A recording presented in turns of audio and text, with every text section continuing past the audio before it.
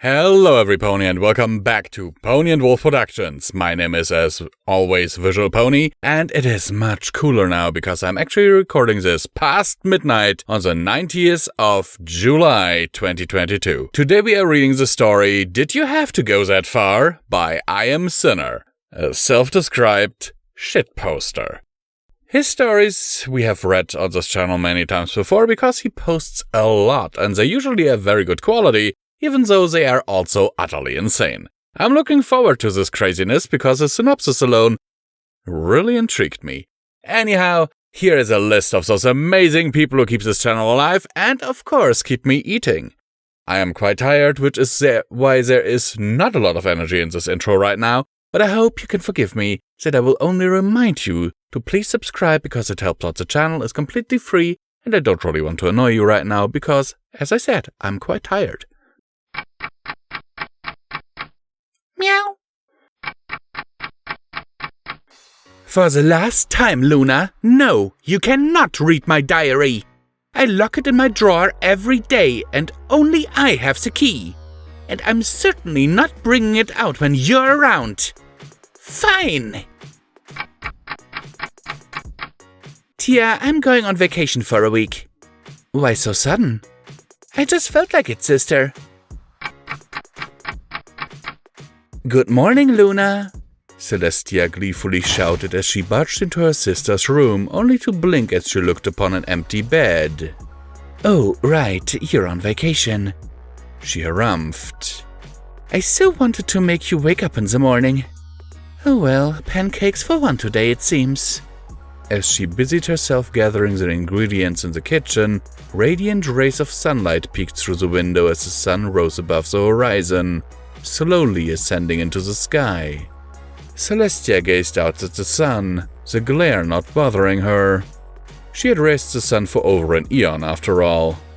Twilight seems to be doing well. I should visit this weekend. There was a knock on the door. Celestia frowned as she looked up from her pancakes. Who was visiting this early in the morning? She stretched her body, cracking her joints a little and letting out a sigh of contentment as she felt her stiffness go away. Putting on a small smile, she trotted over to the door and opened it. Celestia here, how may I help? Meow. Celestia rubbed at her eyes. Was she seeing things? Meow. She apparently was not. Or hearing things. She seemed to be sane. A midnight blue kitten lay in a basket by the doorstep, looking up at her with those, "Why do they have such white and adorable eyes?" Well, hello there, Celestia said soothingly as she lowered herself down to be on eye level with the kitten. Where's your owner? Meow. Figures. She nodded sagely. They abandon you? Meow. This time it was more stretched out, as if the kitten was agreeing with her. Celestia considered the kitten before shrugging. Maybe Luna'll like a kitten. Using her magic, she levitated the basket over to the counter before pouring a bowl of milk out. Here you go, little one, she cooed. Breakfast. The kitten stared at the milk for a moment before padding over to it and tentatively sticking out its tongue and giving it a lick. Its eyes widened before it started enthusiastically drinking the milk as fast as it could. Celestia giggled at the sight like a little filly, grinning wildly. What should I call you? Celestia mused once her giggling had died down. The kitten started preening itself, licking at its paws. It then stretched itself up before taking an almighty leap off the kitchen counter, landing on the ground perfectly. Celestia blinked, her horn already lit up the moment the kitten jumped off, ready to catch it. But it looked as if the kitten was perfectly fine. It then did a series of jumps from the ground and onto stools before it made its way onto the table beside Luna's recliner. It tilted its head at the comfortable-looking couch before jumping on it and lounging on the recliner, making itself at home. Sorry herself, Celestia had just noticed the telltale signs that the kitten was female, and smiled a little at the kitten doing the series of jumps onto the couch. Sure, Luna would be a little annoyed if Cat forgot on her favorite seat, but she wouldn't mind so much if it was a cute kitten. The kitten then yawned, stretching itself out and snuggling itself onto the recliner. Just like how Luna would, every day, after a day helping out around Silver Shores. I know, Celestia perked up. I'll call you Moony. Since you look like Luna and act a bit like her, I'll call you Moony. She'll love that. The kitten yawned, but there was a glint of something in its eyes. Maybe it was agreement or consent? You know, Celestia grinned as she lifted the kitten up using her hooves, before sitting down on the recliner and letting her sit on her. Luna and I are going to pamper you to bits. You won't even miss your old owner. I was once a princess of Equestria. I ruled over tens of thousands of ponies and creatures, and I took care of them all. And now I'm gonna take care of you, little one. Meow. Moony yawned. With long, gentle strokes, Celestia started petting Moony, each one eliciting a purr of contentment from the kitten. I should write about you in my diary, Celestia murmured. You'd make a great addition, Moony. Moony turned to look up at her with those big, curious and adorable eyes.